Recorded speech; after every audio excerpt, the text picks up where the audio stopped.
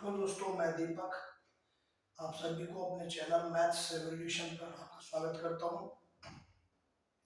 आपको आज मैं इनवर्स फंक्शन टॉपिक पढ़ाऊंगा। आपको बताने का प्रयास करूंगा कि इनवर्स फंक्शन क्या होते हैं, कैसे प्राप्त किए जाते हैं, इसके मान कैसे निकाले जाते हैं, इसके कुछ इम्पोर्टेंट फार्मूले जो शायद आपको कहीं ना कहीं काम करेंगे। तो एक एक करके शुरू करेंगे।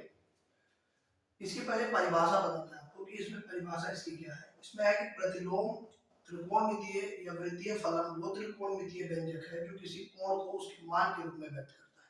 जैसे जैसे कोई कोण आपके पास दिया है तो उस कोण को उसके मान के रूप में व्यक्त करने के लिए त्रिकोणमितीय फलन का जो सहारा लिया जाता है। अब ये बात आपको समझ में सही से नहीं आई होगी।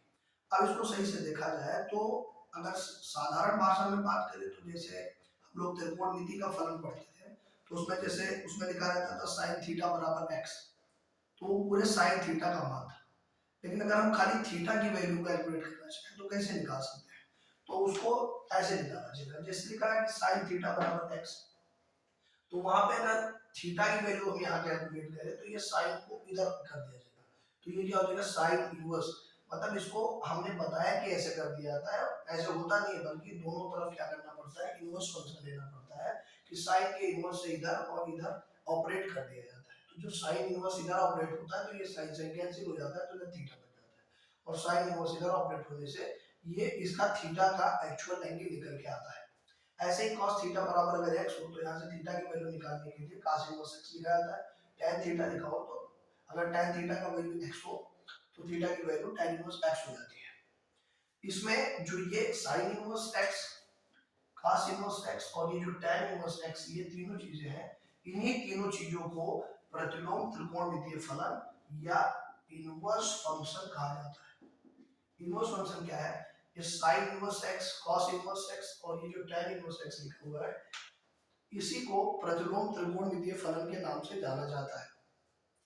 अब बात करें कि कुछ इसके इंपॉर्टेंट फार्मूले जो इस तरीके से है। जैसे अगर हमने पढ़ा था कि साइन जो मुख्य त्रिकोणमितीय मान होते हैं, जैसे sine theta, cos theta, tan theta, आप थीटा की जगह x, y, z या अल्फा जो भी सिंबल आप यूज करना चाहे वो भी यूज कर सकते हैं, पर जनरली थीटा ही लिखा जाता है एंगल को।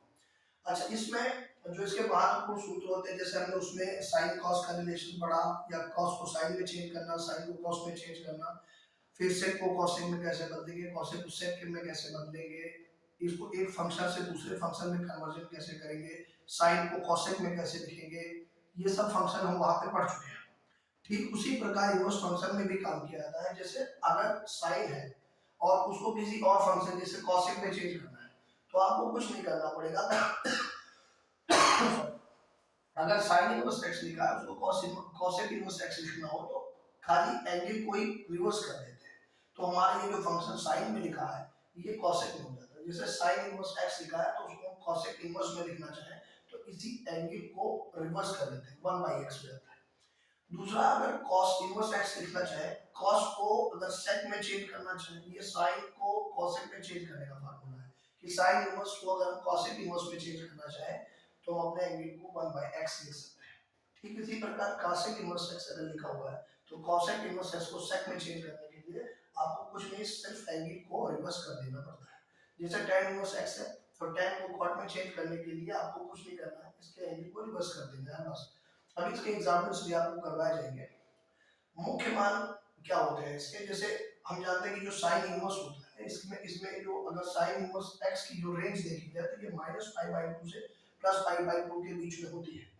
अगर हम इसका मुख्य मान निकालना चाहें तो वो मान होता है n pi plus -1 power n into alpha. Alpha वो एंगल होगा जो आपको दिया जाएगा जिसका मुख्य मान आपको कैलकुलेट करना है। अच्छा, इसमें जो अल्फा होगा उसकी भी रेंज -π/2 से +π/2 के बीच में ही होनी चाहिए, ये कंडीशन है। अच्छा, दूसरा, अगर cos इनवर्स की बात की जाए तो cos इनवर्स की जो रेंज होती है वो 0 से पाई होती है। मतलब जो cos इनवर्स x होता है वो 0 और पाई के बीच में परिभाषित होता है। और इसका मुख्य मान निकालने के लिए हमको अल्फा में 2n पाई प्लस माइनस लिखना पड़ता है, तो 2n pi plus minus alpha लिखना पड़ता है, जहाँ पे जो एंगल अल्फा है वो अल्फा की भी रेंज 0 से पाई के बीच में ही होनी चाहिए। और रही बात तीसरी tan इनवर्स x की, तो जो tan इनवर्स x है इसमें भी इसकी रेंज -π/2 से +π/2 होती है, लेकिन ये ओपन इंटरवल में होता है। और इसमें जो tan इनवर्स x है उसका मान जो है n पाई प्लस अल्फा होता है, जहाँ अल्फा भी -π/2 और +π/2 के बीच में लाई करता है। अब इनका जो बेसिक चीज था मैंने आपको बताया कि ये सब फार्मूले हैं इसके जो यूज कहीं ना कहीं होंगे, और ये इसकी सर्वसम्मिका है। जैसे अगर सर्वसम्मिका की बात करें तो ये क्या होती है कि जैसे मान लीजिए इसमें जो है ये साइन को कॉसेक में चेंज करता था, और कॉसेक को हम जानते हैं कि साइन का उल्टा माना जाता है, रिवर्स माना जाता है।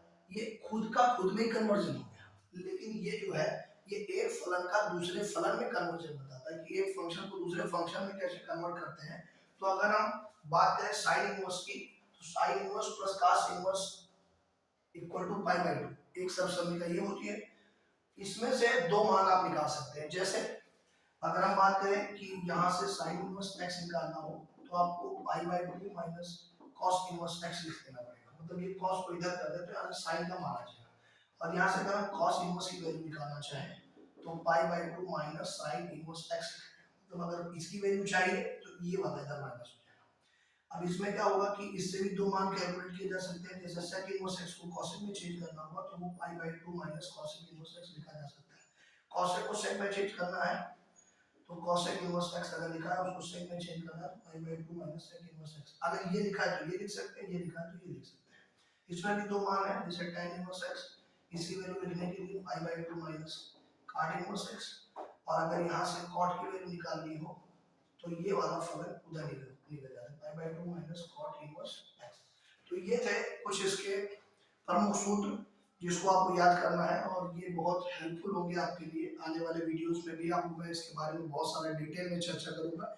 ये इंट्रोडक्शन क्लास थी त्रिकोणमिति का जो ये पहला लेक्चर है इनवर्स फंक्शन, ये आपको इसका स्रोत है एनसीईआरटी और doctor हासुरुप Sharma.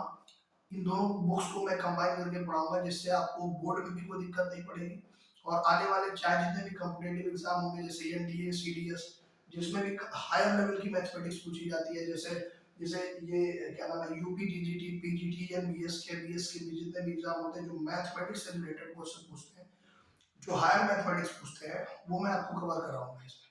Thank you so much.